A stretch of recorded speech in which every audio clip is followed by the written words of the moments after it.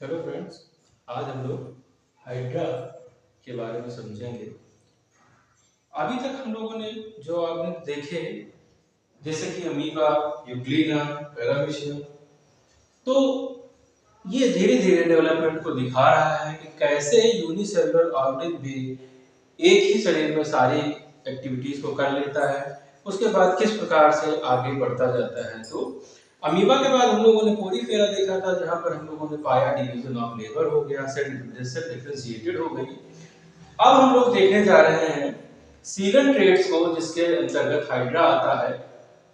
तो सीलन ट्रेड्स में ये पहले ऐसे एनिमल हैं जिनके अंदर टिश्यू ग्रेड ऑर्गेनाइजेशन पाया जाता है। तो इस प्रकार से डेवलपमेंट बढ़ता चला जा रहा है। जो निडेरियंस हैं, जो सिलेट्रेट्स हैं, वो 10,000 की स्पीसीज जो है इनकी पाई जाती है लगभग। इसमें ज्यादातर जो होते हैं वो फ्रेश वाटर और मरीन वाटर में पाए जाते हैं। सारी की सारी ये एक्वेटिक स्पीसीज होती हैं। तो फ्रेश वाटर की जो कॉमन स्पीसीज है वो हाइड्रा है, और जो मरीन वाटर की कॉमन स्पीसीज है वो ओविलिया होती है। हाइड्रा के बारे में हम लोग समझ रहे हैं। अगर इसकी सिस्टमेटिक पोजीशन को हम लोग देखें तो हाइड्रा जो है वो किंगडम एनिमेलिया का सदस्य है। फाइलम इसका निडेरिया है, क्लास हाइड्रोजोआ है, ऑर्डर हाइड्रोइडा है, और जीनस इसका हाइड्रा है। इसको ल्यूवेनहॉफ ने डिस्कवर किया था, और इसका नाम जो है फाइनली लिनियस ने दिया था। हैबिटेट की अगर हम लोग बात करें तो ये जो है फ्रेश वाटर पॉन्ड में रहता है, पूल में, लेक में, स्ट्रीम में ये रहता है। ज्यादातर समय ये पत्थर से, किसी टहनी से, किसी सबस्ट्रेटम से चिपका हुआ पाया जाता है। और ये जो अटैचमेंट होता है ये परमानेंट अटैचमेंट नहीं होता, ये अपने आप को डीअटैच भी कर सकता है। खाने की अगर सर्च में अगर इसको फूड अवेलेबल नहीं हो रहा तो ये अपनी लोकेशन भी चेंज कर देता है। तो हाइड्रा जो होते हैं वो अगर फेवरेबल कंडीशन है तो मल्टीप्लाई करेंगे बडिंग के द्वारा, और अगर कंडीशन फेवरेबल नहीं होगी तो ये सेक्सुअल रिप्रोडक्शन के द्वारा भी जन्म करते हैं, मल्टीप्लाई करते हैं। जनरल मॉर्फोलॉजी की बात करें हम लोग, इसका शेप, साइज और कलर की बात करें तो हाइड्रा जो इसमें दो फॉर्म पाए जाते हैं। एक पॉलीफॉर्म होता है, दूसरा मेडुसा फॉर्म होता है। पॉलीफॉर्म में ये पतला सिलेंड्रिकल ट्यूब लाइक स्ट्रक्चर होता है, वहीं पर मेडुसा जो होता है वो अम्ब्रेला लाइक स्ट्रक्चर होता है, सॉसर शेप्ड होता है। हाइड्रा सुई की तरह जो है, इनकी जो थिकनेस होती है वो एक सुई की तरह होती है। इनकी जो लंबाई होती है वो 1 सेंटीमीटर की भी हो सकती है। इनको हम लोग जो है नेकेड आई से देख सकते हैं आराम से, और ये बहुत ज्यादा कॉन्टेक्टाइल होते हैं। अगर इसके अंदर आप कोई भी जर्क या कुछ भी इनको लगेगा तो ये तुरंत क्या हो जाएंगे, बहुत ज्यादा सेसाइल हो जाएंगे, बिल्कुल एक व्हाइटिश बॉब की तरह ये दिखाई देने लगेंगे। इनके अंदर पाई जाती है रेडियल सिमेट्री। आप कहीं से भी काटेंगे तो बराबर दो भागों में बढ़ जाते हैं।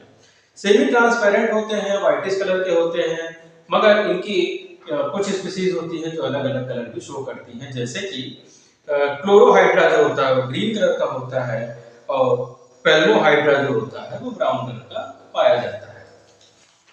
इसके बाद अगर हम लोग इसका एक्सटर्नल फीचर देखें तो हाइड्रा का जो स्ट्रक्चर है वो इस प्रकार से है कि कहीं ना कहीं सबस्ट्रेटम पे चिपका हुआ पाया जाएगा, पैडेड डिस्क पाई जाएगी। ये जो रीजन है ये स्टॉक है, और गैस्ट्रिक रीजन पाया जाएगा जहाँ पर गैस्ट्रोवेस्कुलर कैविटी है। ये इसमें जहाँ पर डाइजेशन का काम होता है, यहाँ पे टेंटिकल्स पाए जाते हैं, माउथ पाया जाता है। तो यहाँ पर 6 से लेकर 10 टेंटिकल इसके अंदर पाए जाते हैं, जो कि हॉलो होते हैं। ओरल जो है कोन होता है, और यहाँ पर एक हाइपोस्टोम पाया जाता है, जो कि जहाँ से ये टेंटिकल्स वगैरह ग्रो कर रहे होते हैं। अगर हम लोग जो है एपिडर्मिस, इसकी जो लेयर की बात करें तो जो इसकी एपिडर्मिस होती हैं वो कई प्रकार की है पाई जाती हैं। 6 प्रकार की एपिडर्मिस की सेल पाई जाती हैं। ये होती हैं epitheliomuscular cell, granular muscular cell, sensory cell, nerve cells, interstitial cells और स्टिंगिंग सेल्स। ये इनके अंदर जो है पाई जाती हैं। ये इनकी जो सेल होती है वो अनडिफरेंशिएटेड टाइप की होती है, टोटिपोटेंट सेल इसीलिए कही जाती है। ये एक फॉर्म से दूसरे फॉर्म में चेंज हो सकती हैं। तो हाइड्रा जो होता है मॉडिफाई कर लेता है अपनी सेल्स को, और एम्ब्रियोनिक रिजल्ट रखता है। अब ये जो है इसलिए अब एक दूसरे में बदल जाती है। इसमें जो स्टिंगिंग सेल्स होती हैं ये इसका विशेष कैरेक्टर है, इसको नीडोसाइट्स बोला जाता है। और ये जो होती हैं नीडोसाइट्स को बैटरी भी कहा जाता है।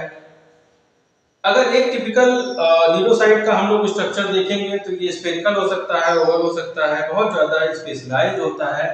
और ये जो एनिमल किंगडम है उसका सबसे ज्यादा कॉम्प्लेक्स स्ट्रक्चर इसके अंदर पाया जाता है।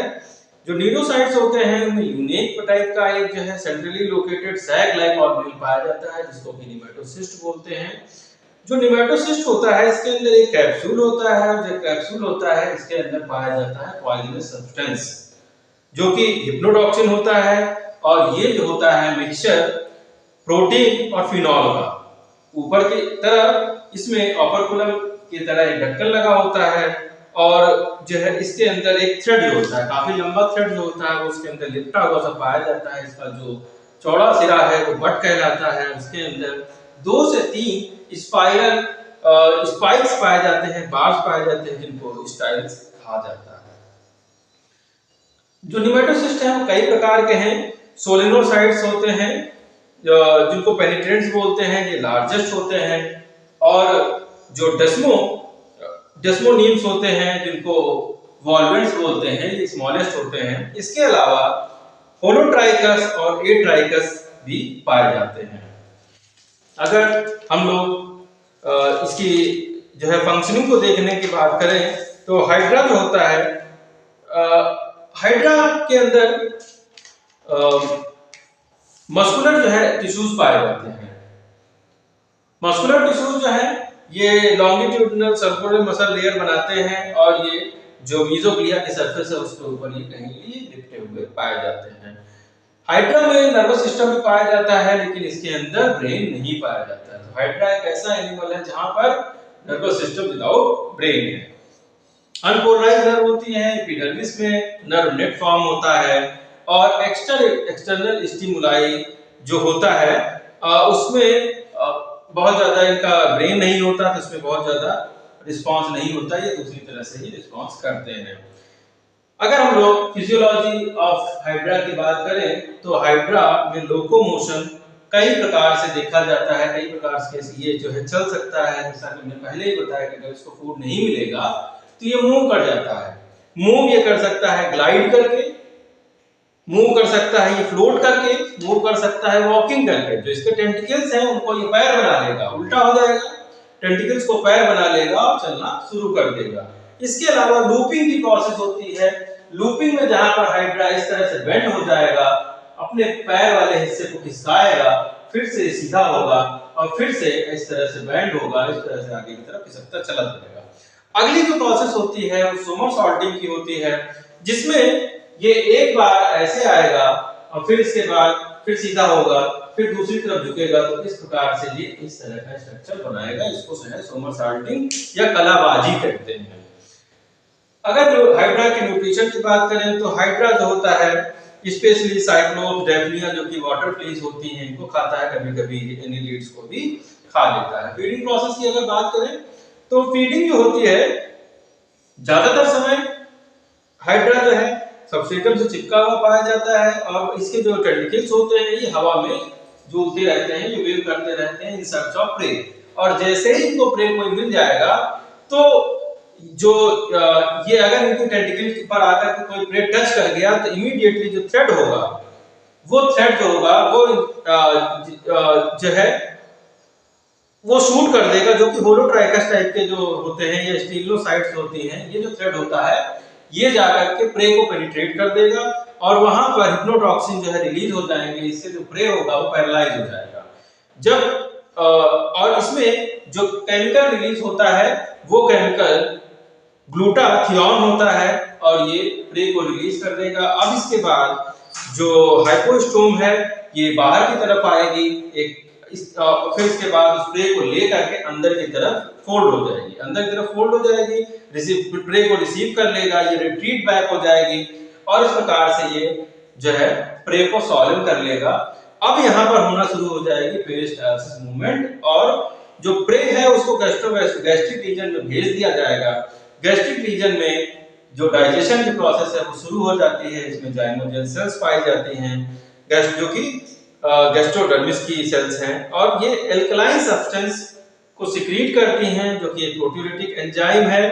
और इसमें जो है बहुत सारे पॉलीपेप्टाइड्स जो होते हैं वो उसके अंदर रिलीज किए जाते हैं। जो डाइजेशन की प्रोसेस होती है 2 फेज में होती है, जैसे कि अमीबा में होती है या अन्य अभी हम लोगों ने देखी पहले एसिडिक मीडियम और बाद में अल्कलाइन मीडियम में डाइजेशन होता है। डाइजेशन की बात करें तो अब जो फूड जो है हमारा अनडाइजेस्टेड है या जो वेस्ट प्रोडक्ट है वो क्या होगा, तो उसको जो है बाहर निकाल दिया जाएगा बॉडी सरफेस से, और फाइगोसाइटोसिस की प्रोसेस होगी।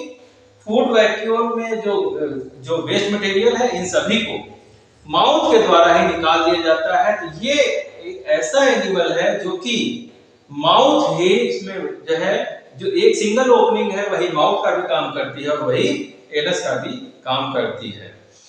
इसके बाद रेस्पिरेशन और एक्सपीरेशन की बात करें तो रेस्पिरेशन और एक्सपीरेशन के लिए यहाँ पर कोई स्पेसिफिक सेल्स नहीं पाई जाती हैं। पूरी की पूरी जो सेल्स होती हैं वो वाटर में बाथ कर रही होती हैं, और इसमें गैसेस एक्सचेंज होता रहता है। एपिडर्मल सेल्स जो होती हैं वही गैसेस एक्सचेंज का काम करती हैं, और यहाँ पर जो भी सिंपल डिफ्यूजन के द्वारा ऑक्सीजन को लिया जाएगा और कार्बन डाइऑक्साइड बाहर हो जाएगी। उद्दीपनशीलता की बात करें या बिहेवियर की बात करें अगर हाइड्रा की, तो हाइड्रा जो है वो बहुत चीजों से सेंसिटिव है, कई प्रकार के बिहेवियर शो करता है। ये टच को, केमिकल को, फोटिक और इलेक्ट्रिक इंपल्स के साथ ये रिस्पांस शो करता है। ज्यादातर ये पसंद करता है मॉडरेट लाइट में रहना, टेम्परेचर जहां पर 20 से 25 डिग्री सेंटीग्रेड होता है। अगर इसको हल्का जो है इलेक्ट्रिक करंट दिया जाए तो कैथोड की तरफ जाकर के झुक जाता है, अगर ज्यादा दे दिया तो ये मर जाएगा।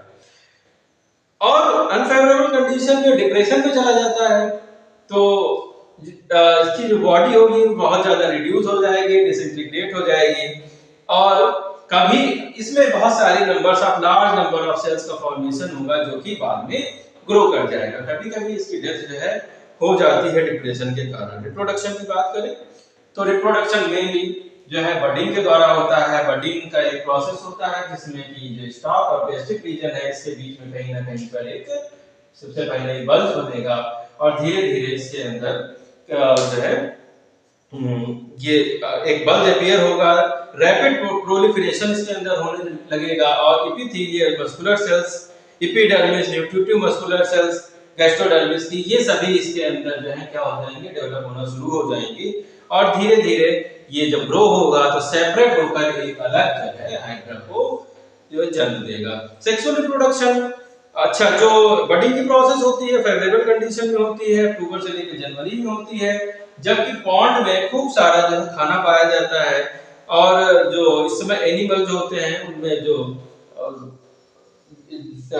वाटर में पाए जाने वाले जो एनिमल्स जो होते हैं वो ढेर सारी संख्या में पाए जाते हैं, वाटर प्लीज पाई जाती हैं, तो ऐसी कंडीशन में करता है। लेकिन जब सेक्सुअल रिप्रोडक्शन की बारी आती है तो सेक्सुअल रिप्रोडक्शन ये फरवरी से मार्च के बीच में करता है, जब मौसम जो है गर्म होने लगा है और जो है वाटर फ्लीज की संख्या कम होनी शुरू हो चुकी है, CO2 का कंसंट्रेशन बढ़ने लगा है तो अब हाइड्रा बडिंग करना बंद करके रिप्रोडक्शन करना शुरू कर देता है। इसके अंदर गोनैड्स जनरेट हो जाते हैं।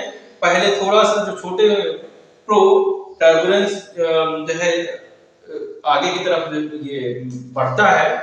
इसमें ज्यादातर स्पीसीज जो होती हैं वो यूनिसेक्सुअल होती हैं, और कुछ स्पीसीज जो है होती हैं इसकी बाइसेक्सुअल भी होती हैं, जिसको कि हर्माफ्रोडाइट कहते हैं।